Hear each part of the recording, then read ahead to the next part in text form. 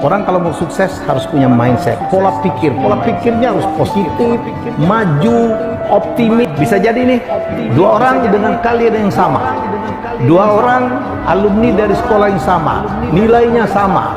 Kenapa satu maju banget, satu tidak maju? Di mana? Mindset, pola pikir. Ya, makanya kelolalah pikirannya. Pikirkan sukses kalau kamu mau sukses.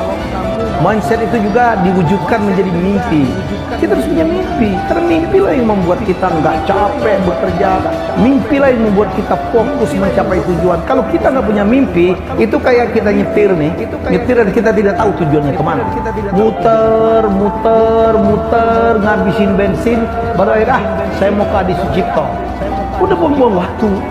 Ya, jadi sekali lagi mimpilah yang membuat orang mendrive orang untuk mencapai sukses jauh lebih cepat.